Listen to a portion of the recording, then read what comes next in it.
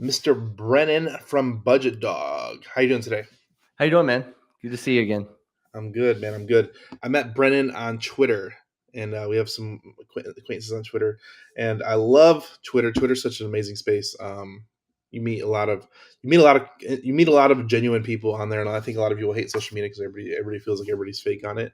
But there's a lot of cool, genuine people on there. So I think Brennan here is definitely one of those people that fits into that category. So I appreciate him coming on today. Yeah, man, excited to be here, and I echo that statement. I feel like there's a lot of fake out there, but if you find the right people, like anything, there's so many quality people I've met, and the relationships I've built over the years I've been on there, which is about 5 of this year. I think I got it in 2019.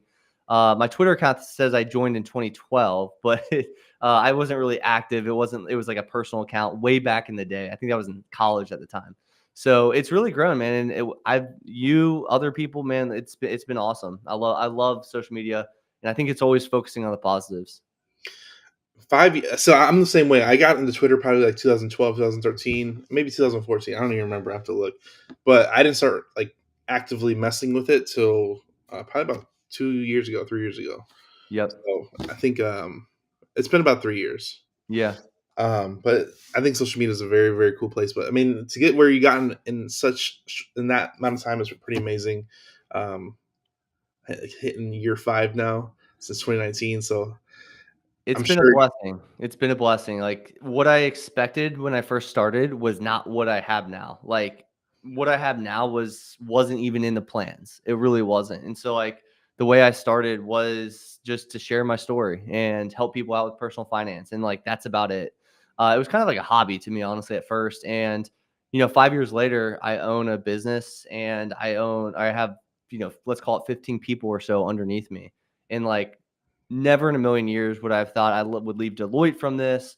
I would start my own brand. I would start my own business, and I would have people working for me. But here we are, and life comes at you quick. What were you doing? You said Deloitte. What's Deloitte?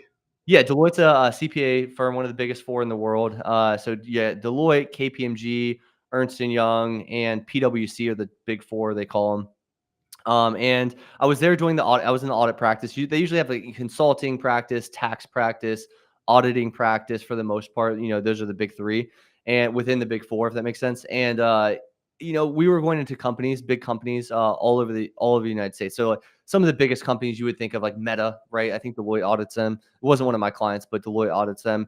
All these huge companies, you always have the auditor, the tax people, the consulting people come in, and they obviously do the reporting, like the 10K, the 10Qs. They also do a consulting on one projects or a project or whatever on a one-off basis. They might do the tax work for these companies. And so I was in the audit practice. I was doing like 10Ks and 10Qs for all these big public companies. Also, I was in the private space in a big way. So outside of the public companies, we kind of did the same type of work for the private companies. And so I really dominated the private space at Deloitte in Cincinnati, Ohio. And I did that for 7 years. So I worked my way up to manager. I saw kind of I saw the writing on the wall. I was like, I don't want to be a partner. And that was kind of the natural progression. It's like I was at manager. So there was one step in between me to go to the partner, which was senior manager. And I was like, do I really want to do that? Not really. So I kind of dove into my own thing. And that's where Budgetdog kind of came. Awesome. That is a very interesting story.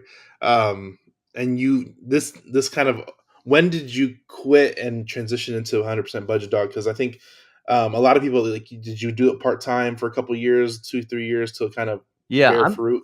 Like, what was that I transition have a period like? weird risk tolerance, right? So I definitely like to take big swings, but I like to do it calculated, and I don't like to do it like recklessly, like the idea of an entrepreneur out there.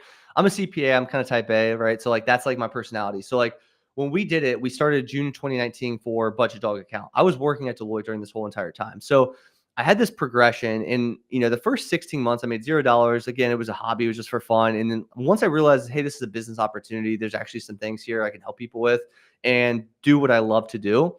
I started to kind of put Mhm. the hobby and turn it into a business. And that was around, I want to say 20, let's call it September 2021. Sorry, September 2020. And that is when it started taking off. And I started thinking, okay, long term, what am I going to make this? And how am I going to really make this jump? Or is it going to be a business, quote unquote, as a side hustle, or is it like full time? And I proved to myself, Yeah. I said, over the next 12 months, I'm going to at least make at or above my 9 to 5 income. And if I do that and I can prove myself, I'm taking that jump. And so that was August of 2021.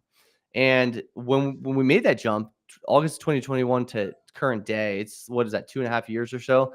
It's been Mhm. nothing short of amazing. And there's been ups and downs. There's been some scares. There's been some. Naturally, you own a business. It doesn't always go graciously. And but here Yeah. we are now, man, and we're still growing, and I think we're still scaling at a pretty rapid rate. And I want to 2, 3x the business over the next year or so, and we're on pace to do that. But it takes a lot, obviously. So not everybody's built for entrepreneurship, and I think taking that leap of faith is a bigger step than most people make it out to be. 100%, 100% fact. How's like I think you just had a new baby Yeah, too as yeah, we well, had, right? During little all Ellie this? Gray. She's gonna be 5 months on the 4 about 2 weeks.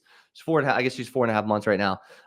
So we had her September of 2023, and, that was the second one, with our first one being Logan, and she came 2 years before, so she's about 2.5.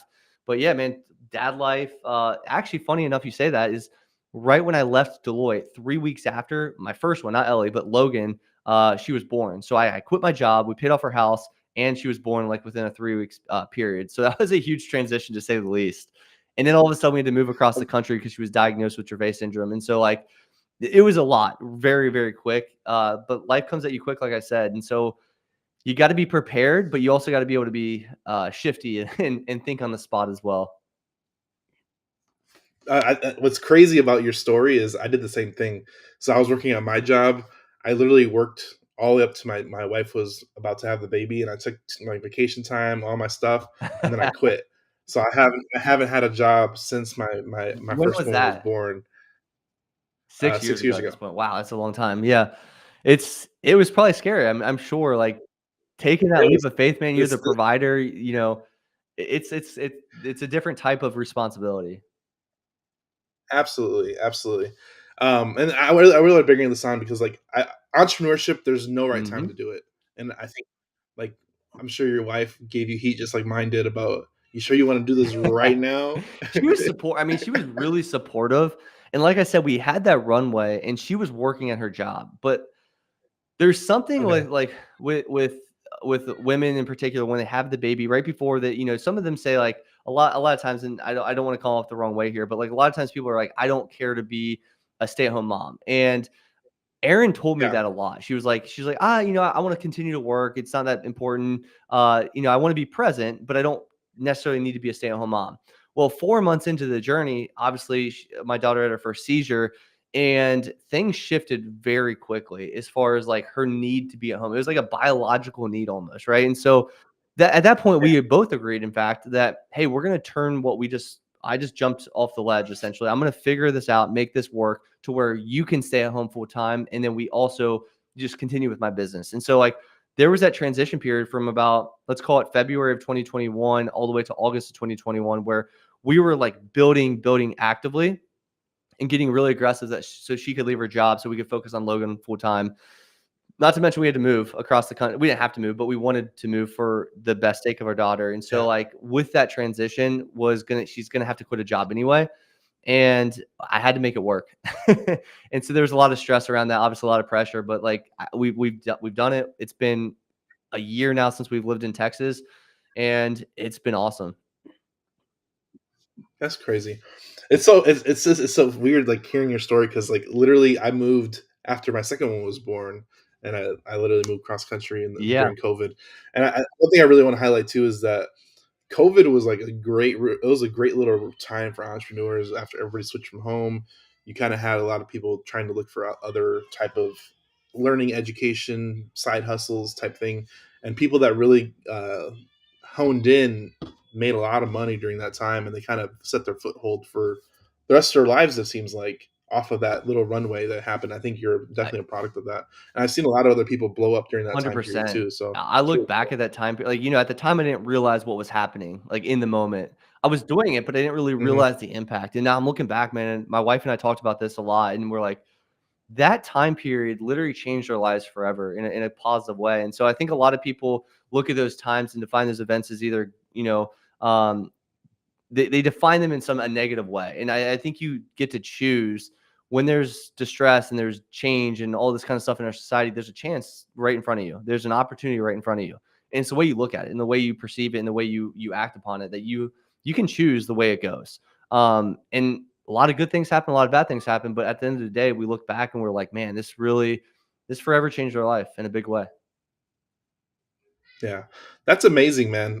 COVID was a blessing in disguise for a lot of Yeah. different people, and I think coming out right now, people are kind of settled and or stabilized now, and they're seeing the fruits of their labor. Because I think I started Hive Mind in 2020, so this was Right in the right smack that, during yeah, right COVID in the too, middle. right in the middle of COVID. And now it's 4 years later. What happened? So weird to think about like that. Like yeah, like 4 or 5 years, that's wild. Yeah, a lot has changed.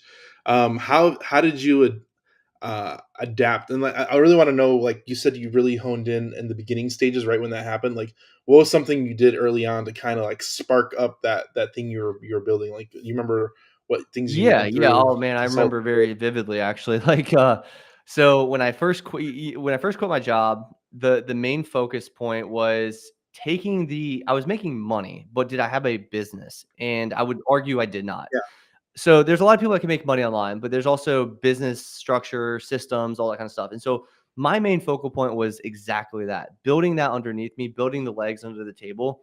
And I didn't have any of that. It was just like, hey, I could, post a product, people would buy it, great. But like, what if that dries up tomorrow? Like, where are the systems? Where are the people? Where are the business, the technology, all that kind of stuff? That was my main focal point. Getting the right talent in the door as well was a huge focal point. So like now, I would argue now the level of talent I have from the social media games top tier, and I think there's a reason we do so well is because of that. It's not because of me, it's because of the people around me. So like I think that's a really really important piece of it. And to systemize the business is, and I'm still doing it to this day. Literally, I just got off the treadmill a while back, and I'm sitting there and I have a notes app pulled up and I'm like writing all the inefficiencies of the business. And I'm thinking I'm going to write everything down. Then I'm going to go implement fixes for those different things and solutions. And so I yeah, think that's one of the biggest things. And then when I quit my job, I think the other huge thing for me was the mental shift. Like I felt on top of the world, let's call it the first month or two. And there was that superficial high. I just gave my boss the FU pretty much. I was able to take control, all mhm, that kind of stuff. Now reality sets in. That emotion kind of wears off, and then you go the opposite direction. I think for a lot of entrepreneurs, especially myself, I don't have like a huge risk appetite for just like doing that. And so when I did that, it was like there was a high and low, and there was a lot of anxiety, a lot of nervousness, a lot of like, can I do this? A lot of doubt, a lot of like uncertainty. And I think everybody goes through that. In fact, for anybody that's actually successful, and I think it's actually a positive because when you do hit those levels, it tells you who you are and you have to figure it out or you do or die. And so, are you going to figure it out or are you going to go back to where you've always felt comfortable in? And so, I decided at that moment I was going to make this work and I was going to figure it out somehow, somewhere. So, it's led to great things, but again, it was not the level of stress during the regular day for as a business owner is not the same as when you work W-2. And there's no shot at W-2. Do your thing. I was a W-2 worker at one point. My wife was too.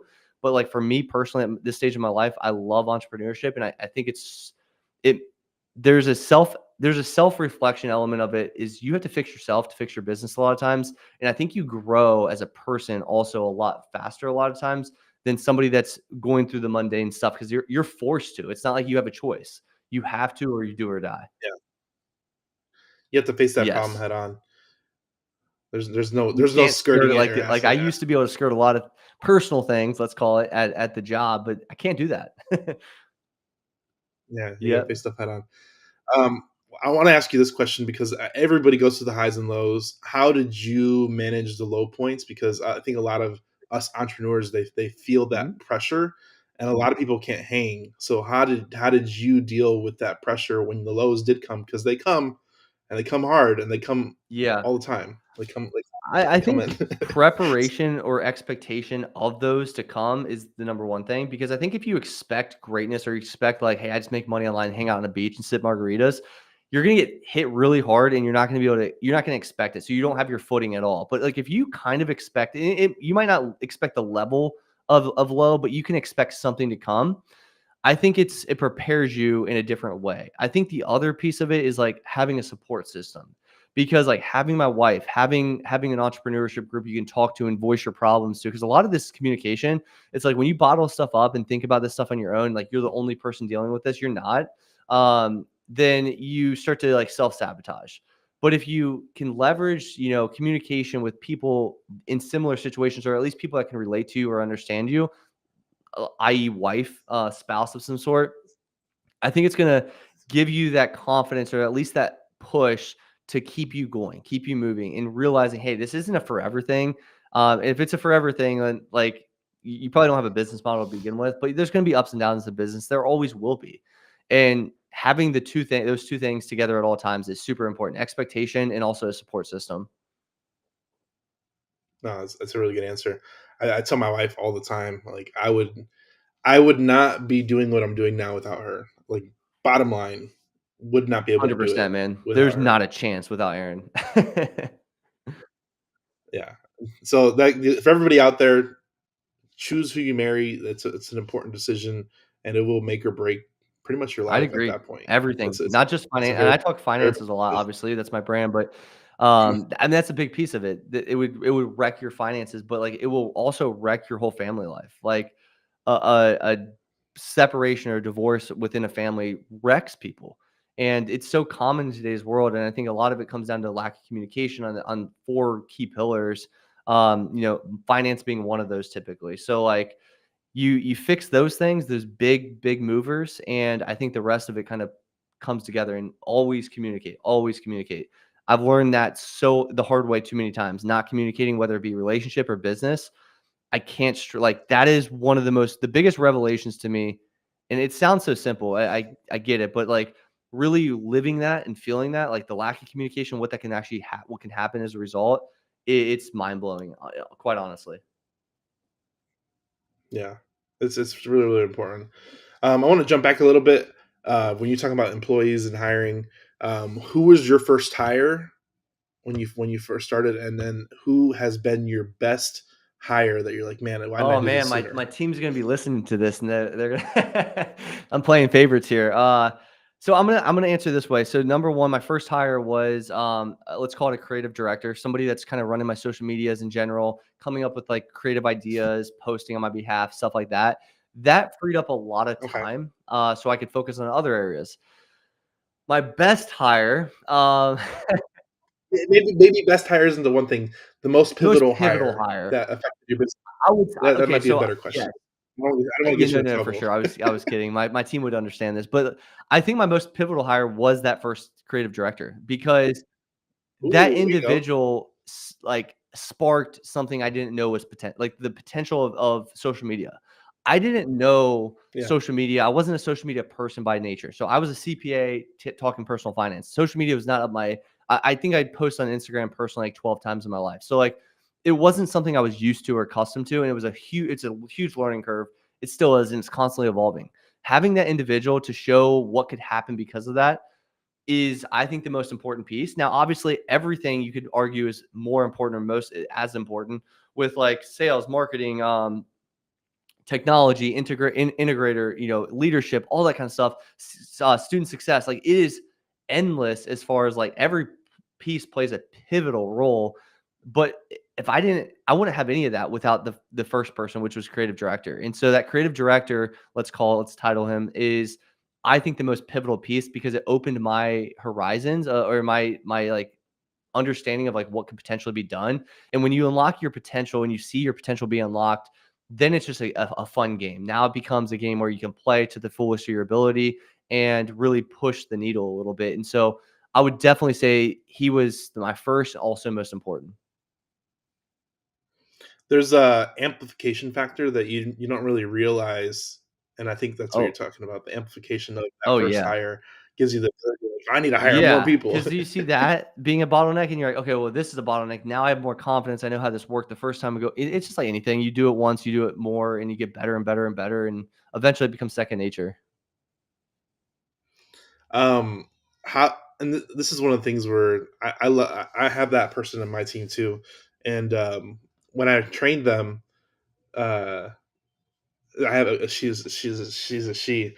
She was, a little bit rougher on the edges, but they get better over time, and they Yep. understand the mission, and they like, your team alignment doesn't happen at first, and you kinda have to have patience with your employees, but once they get the alignment, understand the goals and the mission, It gets ooh, fun. it's crazy. It develops with time, you're right, you're 100% right. It doesn't happen overnight. It's like it naturally occurs, and, I've been working on, like, team mission statements and values and stuff like culture values, but, like, it honestly just kind of, like, creates itself in a sense, right? You have people together talking all the time, you create your own culture naturally, and it's not usually forced, it's usually a reflection of you, good or bad. Ooh, there you go. That's a topic Yeah. we wanna talk about, it's a reflection. I'm telling you, a lot of personal and business overlap, and it's almost like the magnifier effect, or you see your business play out the way you kind of are who you are, and it's pretty crazy. Um, are your are you do you have is most of your team overseas, or they look in the United States? Like, Most of my what's your team is team? here in the United States. I do have some offshore, let's call it, or overseas labor, some VAs, virtual assistants. I also have one sales guy actually living in Portugal. So like he American, moved to Portugal. So he is overseas, but he's as American as you and I. So like uh, no language barrier, nothing there. But like most of our labor is in house and in the United States. Nah, I had Nick Huber on the podcast, and he was, like, really big into Yeah, overseas yeah. labor, so I know we're Nick talking about uses, that, and Shepherd Hire or Shepherd something, I forget what it's called. yeah, I don't Yeah. remember what it's called, but he's a really big proponent of the of the overseas hiring, and I love my Support overseas Shepherd, people. that's what it's I have, called. like Yeah. okay, Yeah, there's support Shepherd. onlinejobs.ph for, VAs in the Philippines, man, there's great offshore labor, I think that's I agree with Nick. I think it's way underrated. There's phenomenal labor. It's We have 3 in particular right now. We're looking to hire a 4th actually. So, like, we do utilize that, and they're great, they're fantastic, and is the biggest thing you gotta figure out is skill set and match that skill set with what you're looking for, with what they're trained to do, and it's pretty straightforward. very, very straightforward. I just hired, somebody, like, Love 2 it, weeks ago, love it. new person. Makes life so So, much team's easier. growing, it makes things so Yeah, much easier, man, and I was looking for I need somebody to do this one thing, and that's it. Like, if you're good at you're this, right. let's do it. I just need help right here. But it's, the overseas people, I think the internet has made it easier to find overseas talent, and it's kind of opened up you can sell to the Yes, world. yeah, I love it. So it's Our products and service isn't meant for it's geared towards United States. It's personal finance, so it's a little different, but, like, if you have a generalized product, or even not even generalized product, but, like, just an informational product that can apply to other areas, like, you can literally sell anywhere, and that's crazy to think about. Like, you could have an online Amazon, or you could have a TikTok shop or Amazon brand, and you can literally sell to people in China. Like, it's a beautiful thing, and it's, again, like, people bash the internet, but again, I think you need to find the positives. Like, there's endless amounts of positives with the internet and the connectivity. Like, even you and I being able to meet each other was through the internet, and so I've established so many good connections and so many good valuable people just through the internet, and then we meet in real life, and we connect and bond, and it's a beautiful thing. yeah. Let's jump a little bit into the business, man. So, let's talk about the personal finance side of it. What type of products are you teaching? Let's talk about a little bit like that. Yeah. So On the people on that people that come to work with us traditionally are people that can't figure out how to get out of debt, people that don't know how to invest, or people that just don't have a clue of where to start. Those are our 3 people that we typically see in our ecosystem. As far as products and services, we have a lot of, like, lower ticket type of things. So we have, like, investing modules, courses, products. We have figuring out how to get started with your personal finances, things like that. But my book is coming out actually April 8th, officially in bookstores, Amazon, Audible, all that kind of stuff. So we have all those types of things.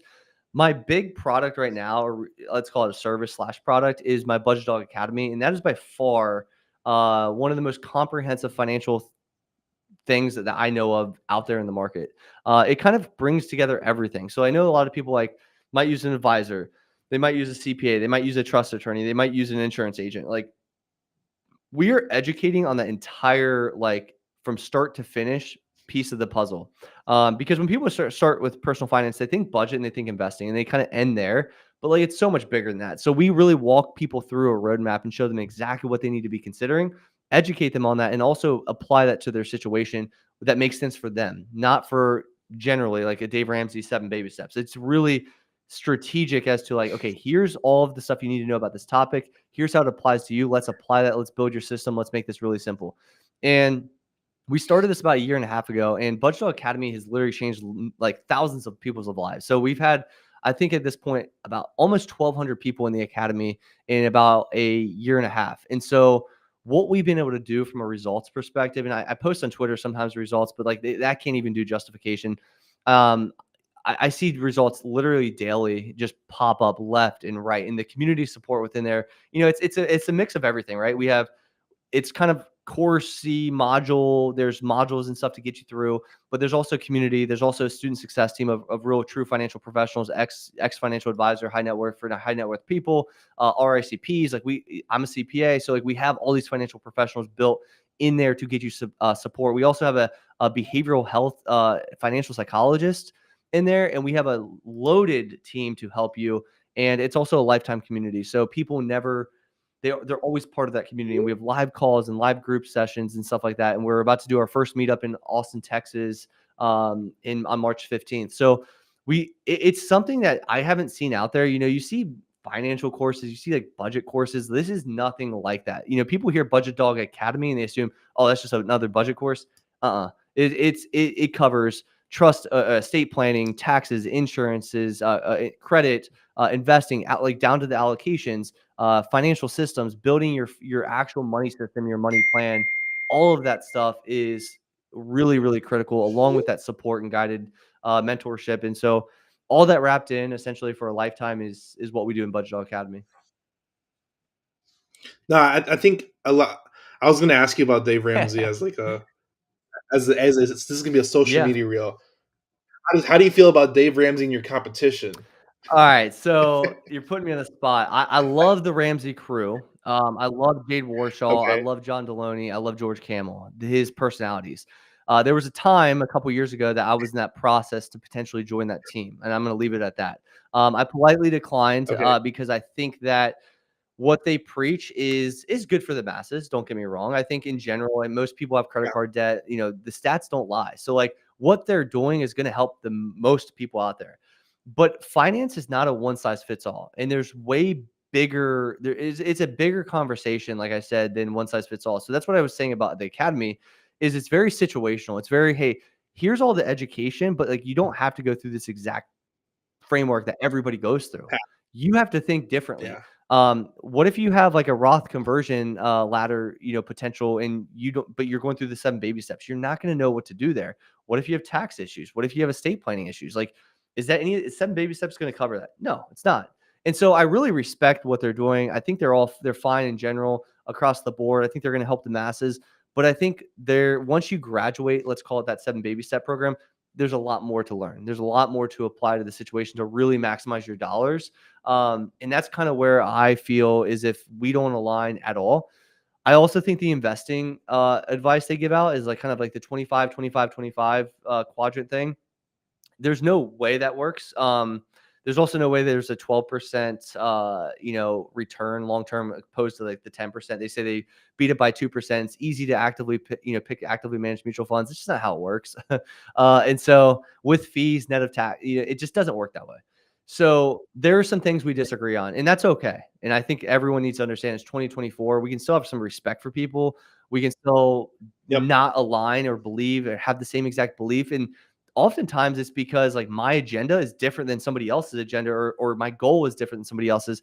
And if I had the same goal as an individual, I might do the same thing they do. But because my goal is different, I'm not going to take the same pathway. And I think that's where a lot of people don't understand. I don't agree with Dave Ramsey in a lot of ways, but it's in a respectful manner that it's not to bash him. It's not to say that he's a horrible person or, all these things you see on the internet. And it's just a matter of understanding what they're trying to accomplish is to help the masses figure out their debt problems, get financially aware. And it's not necessarily to optimize their finances. And I think the market they're trying to talk to is mass market, and that's okay. It's a business at the end of the day. He's a great businessman.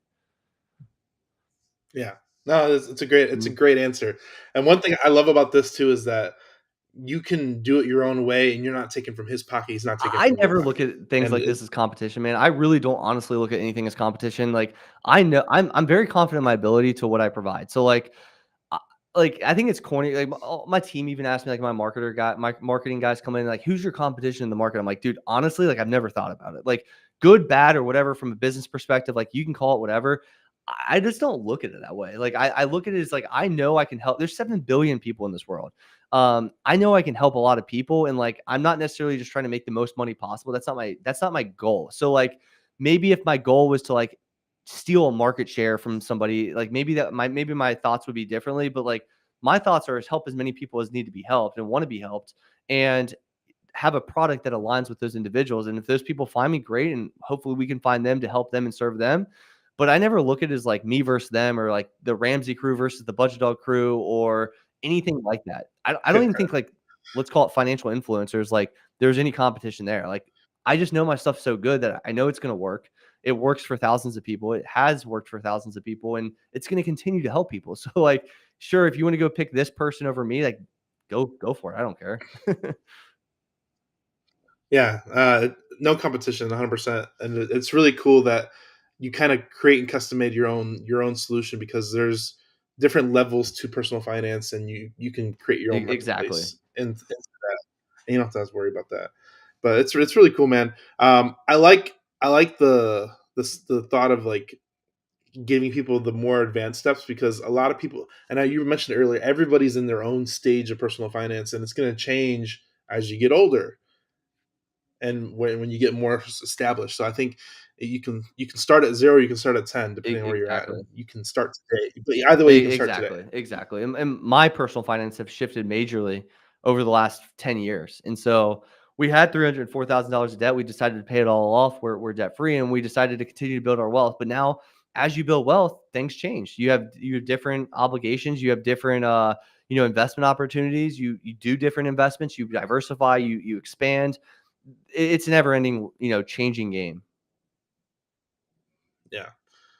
What's something that's maybe on the fence? What's something you can say to somebody that's on the fence of like, do I really need personal finance, or do you really kind of like you kind of let them come to you where Oh, they're I mean, when I they're when don't they're force anybody to fix their finances. Like, it's on them. But, like, at the end of the day, like, if you are lacking that much self-awareness that, like, personal finance affects your life, like, I know there's a lot of avoidant behavior and people not believing they can do it, but a lot of that has to do with a mental and emotional thing and connection to money. It's like, I actually am so nervous about money, I'm just going to avoid it. Or I'm so nervous yeah, about money, I'm anxious about it, so I'm just gonna, like, say I don't care about it, and they're gonna take a reverse stance on it. But this is why we have our behavioral psychologist, because that alone, somebody sitting on the sideline is just fearful, is just scared. There is nothing in this world that you can tell me that doesn't matter for somebody's life and family. And I think everybody would honestly agree with that. I don't think that's, like, even a hot take. So for somebody, I'm not gonna ever force somebody, but what I'll say is, if you really want to change your life, you have to take action. I'm an action taker, and that's what I thrive on. Like, I have to have. I don't react based on fear. If anything, I feel fear, and I go towards it because I know that's an obvious solution to the problem I'm probably having. And so unless I attack fear head on, not going to really get the results I want. And change is never comfortable. You're gonna go through hard times. You're gonna do things you don't like. But the thing is, when you do those things, the the thing on the other side's a lot better typically, and it's not as scary as you once thought. The boogeyman was not as scary when he actually came out. There's a reason they keep the boogeyman to come out of the closet until the end of the movie. In every scary movie ever, the scary guy never comes out to the end. It's because the fear of the unknown is the scariest for humans, and that's a very, very well known thing. So that's why every scary movie, is built that way. It's because you're afraid of the unknown, and once you see it, it's like, okay, it wasn't as bad as I thought. I think that's the same thing to do with personal finance and development, personal development, and stuff like that. You got to take those chances. You got to be okay with failure, and you got to be okay with moving fast. One thing I really like your statement right here, and I really want to hone in on it, is that you got to take control. A lot of people they take the back seat to their finances, and they kind of, oh, 401k matches my investment, and I'm like, okay, like And I'm then they not, say the 401k is the company's, investment. Like, guys, that's your investment, by the way. That's your account, and you have to invest in that. Your company just gave you the option to use it.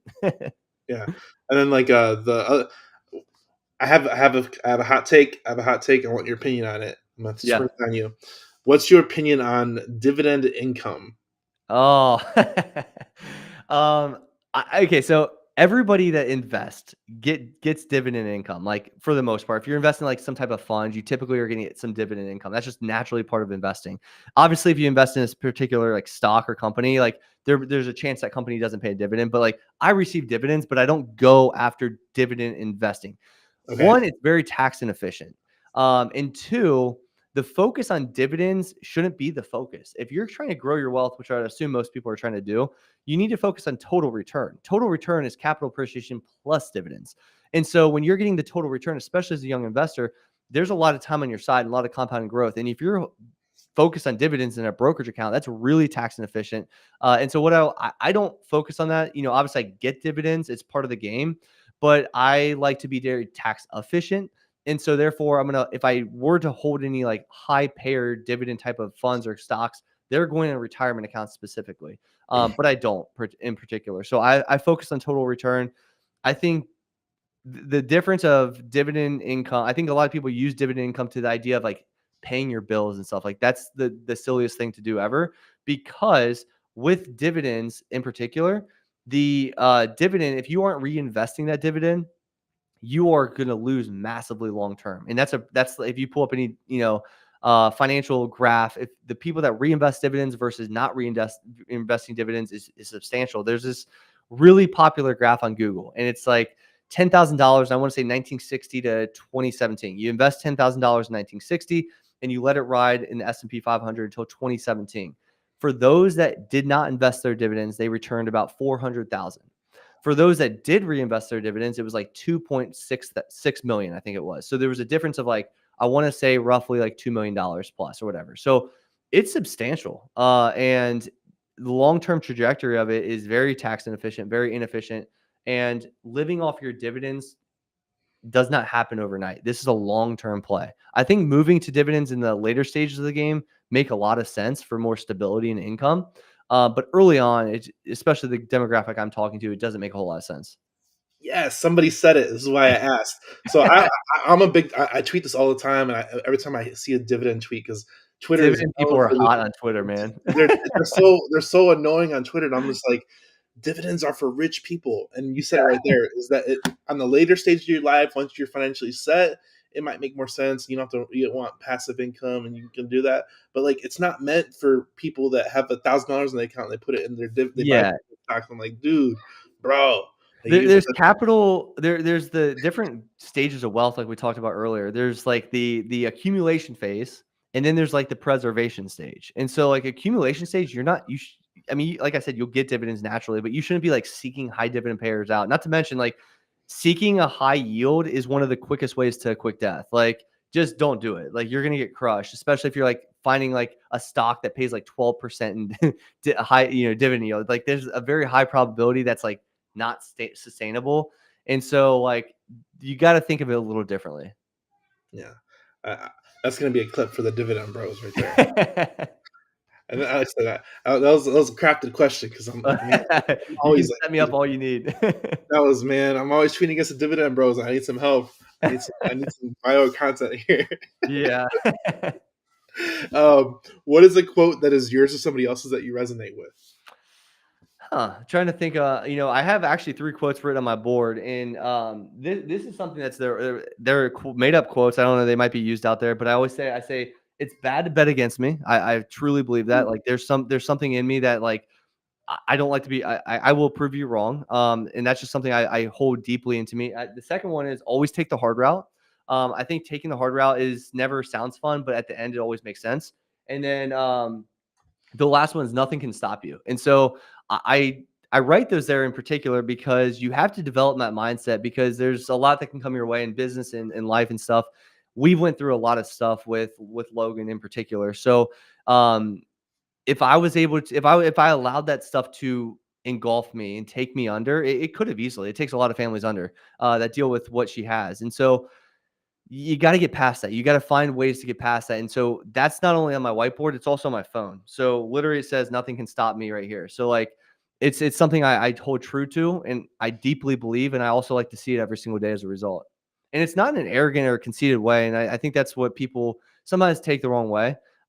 It's in a very confident way. It's in a way that I've experienced a lot of stuff and I'm willing to fight through. And I don't care how hard it is. I will figure it out. I think it's a personal. I literally had a conversation with my buddy last night. He called me like at midnight, and he was like 3 a.m. He works early morning, and I'm on the West Coast. So he called me last night, and I told him, I was like, you got to give yourself more credit than what you give yourself, because you're your worst critic sometimes, and sometimes seeing that daily, it's like, okay, I am doing something good. There's good results coming from it. And I'm doing it the right way. You know, Yeah.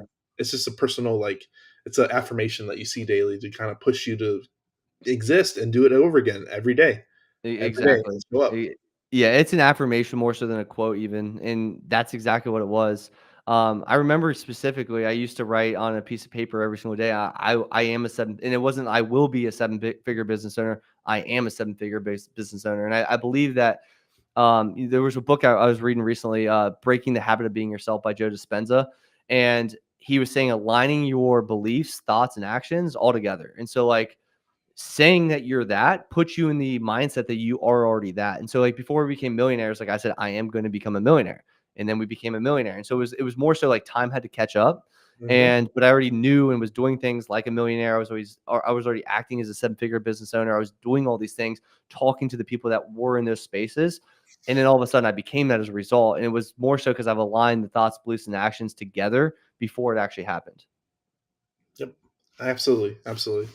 Let's talk about your daughter, David syndrome. I know you're doing donations. Let's talk about you have a. I saw you have a goal for, you want to donate like $1 million or something. $1 million. dollars. Yeah, it's What are Dravet syndrome specifically. So Dravet syndrome it's 1 in 16,000 children, and hard to explain. Let's put it this way: it's a form of epilepsy that impacts everything. So that? it could be seizures, which are very common, which we've really greatly reduced. It could be speaking, it could be talk or walking, it could be motor skills. Like it really touches every aspect of someone's life. And so, like, for example, like she was getting a bath one time and there was a seizure that occurred because the excitement of like the water temperature as a baby. And so like a lot of things that parents take for granted, like you can't do that. There was like a time where we couldn't go outside in the heat. There was a time that a lot of the kids have ice packs, so they literally wear like ice vests. Um, the sun, the light, like inside of our house. So might have to close the blinds. The sound. At one point, we couldn't turn on a blender. The dogs, we thought about having to get rid of, like literally getting rid of our dogs because somebody would ring a doorbell and like the barking would like cause a seizure. And so like we were like, it's push comes to shove, the dogs are gone first. And so like it really impacts, and that's just a few examples of like everything. So my goal is to, I don't know if I can share my screen, but I'm actually on my website is we are donating $1 million to Dravet syndrome, and we just started that in 2024. So one of the cool things is that and it looks like I can share it. Hopefully this is okay. We have this, Dravet obviously connected with us, and we're doing the donation here. This link right here. Can you see everything? Yep, that sounds good. Perfect. And so we have $1 million goal. We've obviously hit 77% or 70,000 so far since, what was it, January 1st, I think, of 2024. So I don't really have a timeline on this goal. We're moving pretty fast, and I know we will hit it, but it's just a matter of getting it out there, letting people be aware of it, and seeing where we go with it. But I know we'll hit it at some point. Amazing, amazing. I didn't know that was on your website. That's pretty cool. Yeah. It's a big thing, man. It's a big agenda for us. I'd say on my whiteboard back there, the only goal I have is that. So, last year it was like building the business to X number of revenue dollars. And I kept asking myself, do I just want to keep increasing that? Like, at what point do I have like a purpose?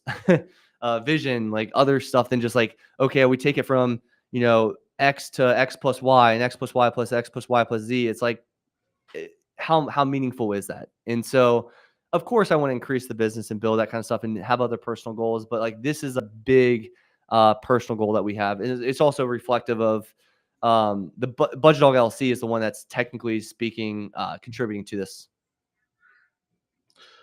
What do you think the future holds for you? Because I think you mentioned earlier that you did not foresee where you're at right now, but now that you're down this path where you're 5 years now, what do you foresee now? Because I think once you get traction, you can kind of know where you're going.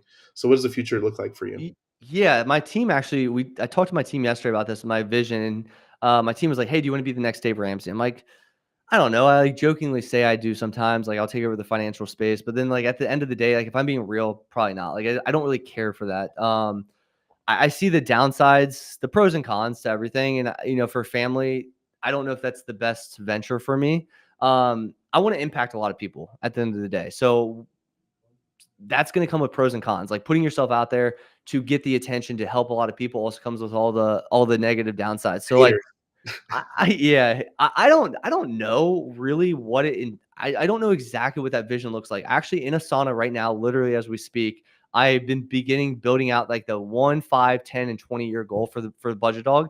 And Mhm. I have some ideas. I have some more project-based ideas, but as far as like where we go, I have a lot of confidence it's going to do really, really well. And I have a lot of confidence it's gonna blow up even more. But as far as like what level or like I don't know if you want to associate a revenue number with it or a brand awareness, to it. I don't know the answer. I really don't know the answer. I just know it's going to do really, really well, and I have a lot of confidence from that regard. But like, I know the goal and the mission is to help a lot of people, and I think when you put that before dollars, I think things come together very nicely, even though you're going to go through some struggles. What type of impact do you want to make on the world? Yeah, good question. I think just like simplifying your like life. And I think like taking a step back from like personal finance. Like the reason I got in personal finance was because our own story. We were paying off a lot of debt. We were doing all these things, investing a lot of money, trying to build wealth. Felt like we were at a standstill at one point, 23 years old. So when I started talking about having Budgetdog to come to life, it was more so about like simplifying your financial life and building wealth, basically automation to make your life simpler. But like what I've realized recently is like one, I really like to talk about business building stuff because that's what we've been able to do. So it used to be I was talking about personal finance because that's what I did. Then I built a business. Now I like to talk about that. But the other thing that's also come up is like productivity. And I actually just tweeted this out like before we got on this podcast today about like a productivity hack of that I use for just like efficiency purposes. And like I'm really big on getting your time back in the society that we live in.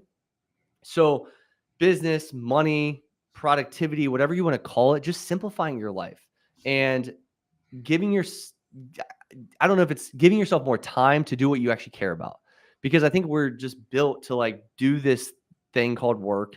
And like most of us never get out of that grind. And it's always just like work, work, work, work, work, something we don't really like or care about. And like it's a very meaningless life. Ultimately, that's top of the, let's call it the Budgetdog goal is like simplifying your life and getting back the time that you deserve. Awesome. Where can people find you online? I think it's been a great episode. We covered a lot. It went Yeah, by yeah. really, really fast, and I wish I had like we need to do this again. I think it was a great conversation. But where can people find you online? I got budgetdog.com, and of course your budgetdog on Twitter, I believe. Yeah, you can find me on pretty much all social medias, guys. Just Budgetdog, Instagram, YouTube, TikTok, Facebook, Twitter, and just type in Budgetdog. I'm sure you'll find me. I think Twitter and TikTok are Budgetdog_. There's a lot of fake accounts out there.